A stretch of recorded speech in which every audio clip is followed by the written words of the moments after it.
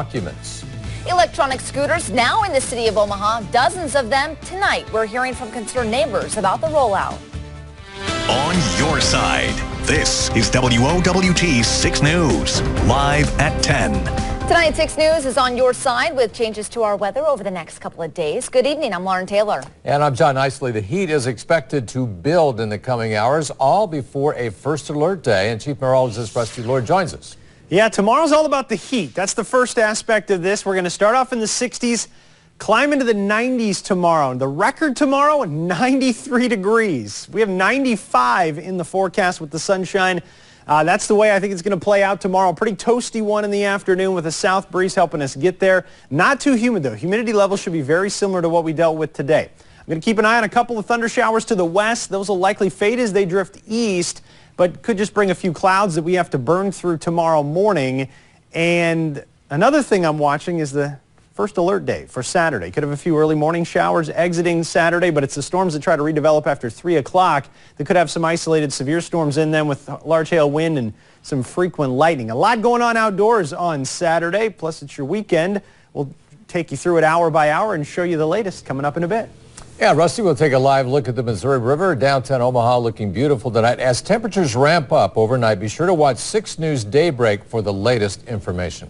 And tonight, a debate that's lasted for hours, and it's just finishing up for the night, I think, the issue of medical marijuana in front of Nebraska lawmakers. Yeah, lawmakers from both sides of the issue making strong arguments. 6 on your side, Sharon Chen here now with what lawmakers are saying. But Sharon, you're also looking at the next steps after the vote tonight. I am, Lauren, but first we want to talk about, John was correct, they actually did wrap up for the night, basically deciding to table the discussion, no vote on this issue. But we are talking about LB 110. This bill made it through committee last week, and it's what lawmakers have been debating at it since about 6:30 tonight. The bill before lawmakers tonight is an amended version. It proposes tighter regulations on medical cannabis than the original. It would allow people to grow their own plants or smoke cannabis, and it would limit the amount of cannabis allowed to patients. Now, Senator Anna Wishart of Lincoln, she's the one that brought this legislation forward. She calls it a moderate approach, but it provides access to people who are most in need. Tonight, as fellow legislators spoke against medical marijuana, Wishart vowed that she would reach approval. We were elected to come here to study, to work hard to address tough, complicated issues like this, and I won't stop until we have a legal, safe, and humane medical cannabis system in our state. Be strong, Nebraska. Be very strong. I was just in Colorado this last weekend for a funeral of a close cousin of mine. While there and talking to some of the people there,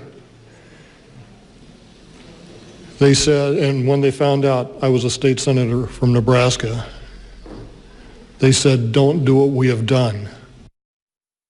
Again, the latest tonight is that lawmakers have decided to table this discussion. Now, if passed, Governor Pete Ricketts, he's already said that he plans on vetoing the bill, but there's already supporters of medical marijuana gathered. They have a petition in place aiming to put this constitutional amendment for medical marijuana on the 2020 general election ballot, which Wishart, actually, she says that she gave the proposal a greater than 80% chance of making the ballot and winning approval from voters.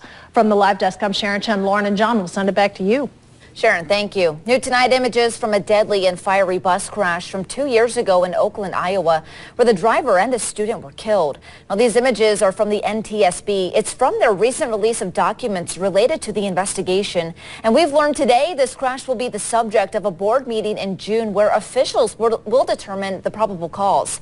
Now, the crash happened in December of 2017. Driver 74-year-old Donnie Hendricks and 16-year-old Megan Clint were killed. Investigators say the fire sparked in the engine compartment after the bus backed into a ditch and got stuck. The newest way to get around the city is in Omaha. Hundreds of Lime scooters, they hit the streets today. Plenty of pedestrians trying them out for the first time, and Mason Morrow talked with those who are worried about the troubles they could bring. He joins us now live. Yeah, that's right, John and Lauren. If you were out and about today, you saw Lime scooters just like this one lined up on sidewalks from here in Midtown, in downtown, and over in Benson. And with the easy access, people are out on them all day, but they haven't mastered them yet, still getting used to the rules on the road with these new wheels here, and that has some people concerned that that brief adjustment period could take some time and it could bring some danger.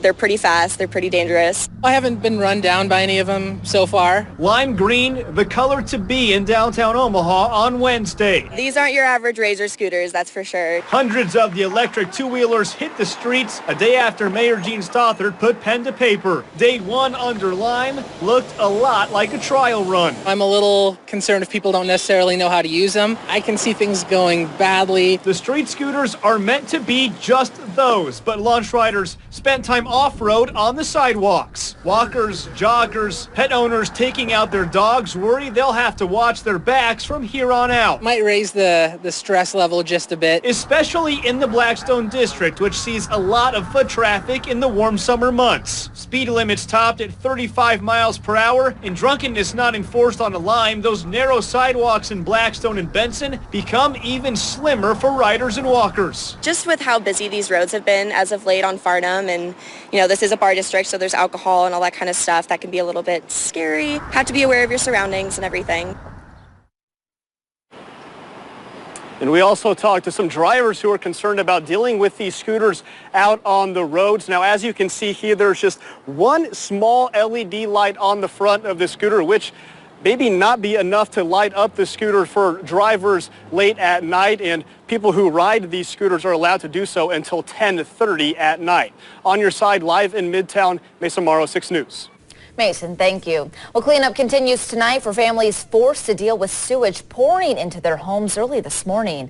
Now, here's the video sent to us. It was from one local homeowner, the scene in a neighborhood near 90th and Fort. Now, the family living here said they thought that the toilet was overflowing at first, but they quickly checked downstairs and found water gushing in. And after noticing the smell, they quickly learned that a broken water main forced water into the sewer system, causing the waste to flow into the homes there. Now, MUD says the water has been restored to the area and helped with the cleanup.